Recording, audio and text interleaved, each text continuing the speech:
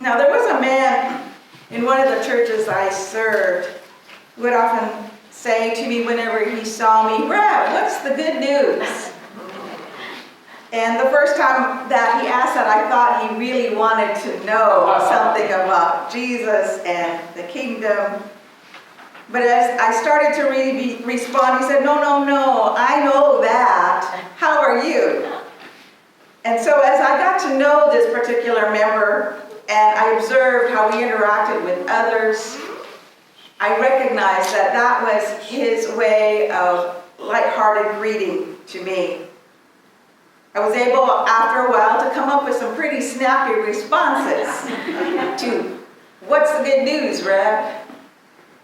But aren't I in the business of sharing good news, and aren't you? So what is in Matthew 25 that's good news? We've been looking at it the last several weeks. Does the casual reader or the casual listener to this chapter pick up good news, and what would that be? And if someone were to ask you, what is good news in judgment? How would you respond? Would you be able to help someone else hear Matthew 25 as a whole?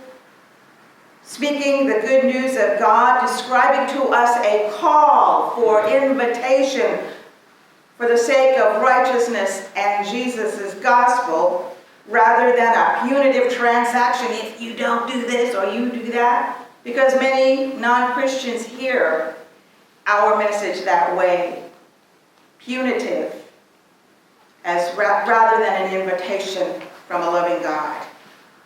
Caring, yes. Correcting, yes, and loving. Now, while we await the return of the bridegroom, we will live wisely.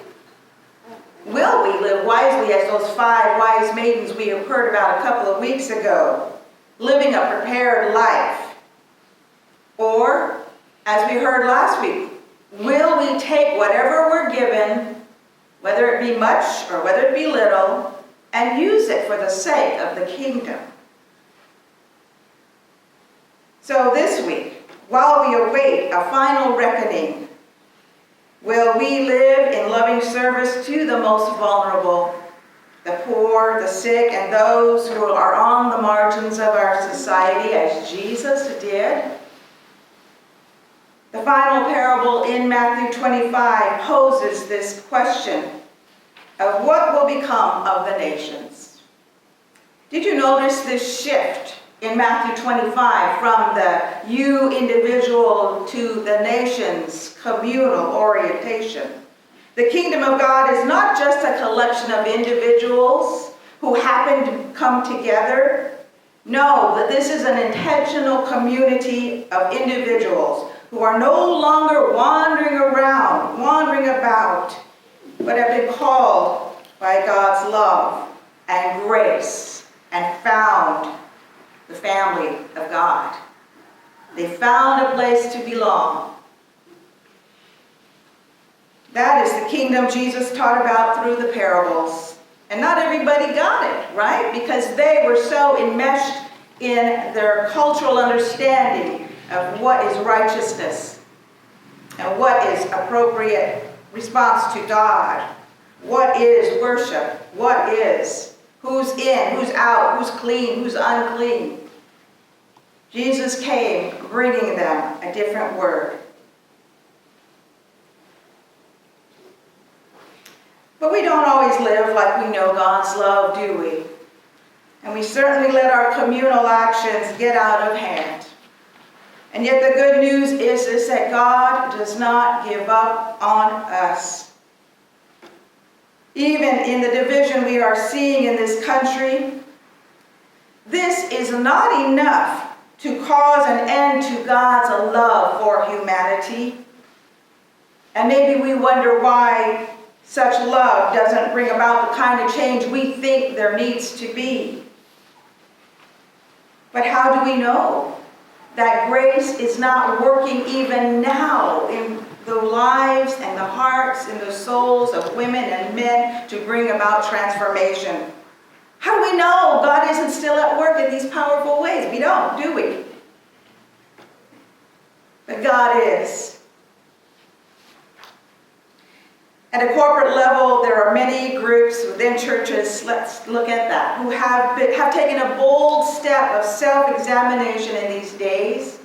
Many clergy colleagues within the Presbyterian, the Grand Canyon, and other denominations who are part of groups that are looking at ways that they have become complicit in unjust systems. Others, like the Keyseekers, Joe and Selena, and the Guadalupe Presbyterian Church, have determined not to give up supporting refugees who have fled violence in their own countries. Many of them coming from a situation where they were Presbyterian, where they were part of a Presbyterian community because they were missionized by Presbyterians. There's also the La Mesa Presbyterian Church in Albuquerque, which every Thanksgiving would host a citywide Thanksgiving banquet, a feast. And volunteers would come from all churches and a variety of nonprofits to help deliver, several thousand meals out of this little church. And it wasn't a very big church. And musicians from the Albuquerque Orchestra would come to play, to provide music for those who came to partake of that feast. It was widely known on the streets where you could go for a good Thanksgiving meal. That church down the street, yes, they'll treat you well. They'll feed you well. They'll even sit at table and visit with you. Now, it has been especially hard for me to maintain a sense of connection to Native community because I've not had the kind of time or access to outside groups other than what I've been called to do here and within the Presbytery. I even forgot that November happens to be the month in which Arizona celebrates Native American recognition. In other years, this would have been the month I would have been planning what shows am I going to watch on PBS. Let me see what's on the schedule. I catch this and this and this. Or I would have had access to the American Indian Film Festival hosted in San Francisco. Or if I was really ambitious, could have traveled to San Francisco for their Day of Recognition on Alcatraz. Many of those people welcomed me, even though they may not have been Christian. They knew the work I did within the community in a former ministry. And I was welcomed to participate with them on Alcatraz on that particular day. But this year, it just slipped my mind, totally slipped my mind. I didn't even think about it until something popped up on Facebook, and I'm not even checking that very much anymore. But something popped up which did note some PBS films. I thought, some interesting titles. I thought, oh yeah, this is the month I need to take advantage of this. This doesn't happen every month. So, then I remembered, and I'm sharing with you what good news looks like from an indigenous perspective. And I know it is the grace of God that enables peoples to see the gifts of other cultures. So let me share some. The forced removal from ancestral lands and the restriction on subsistence ways of life are part of this country's treatment of American Indian communities. But such treatment has not erased the memory of the relationship that Native peoples have with the land. This relationship teaches us what it means to be a human being, and healing is tied to a respect for the land and humility before God, the Creator. This is no quaint superstition. It's not a confused mishmash of New Age metaphysical thought. This is a living, dynamic way of being in God's world that is grounded in community wisdom, history, and prayers. It is an acknowledgement that the very soil on which we walk preserves life, and this relationship put in motion by God between peoples and the land is what you might call covenantal. Gee, seems like we've heard that word before, right? A covenant.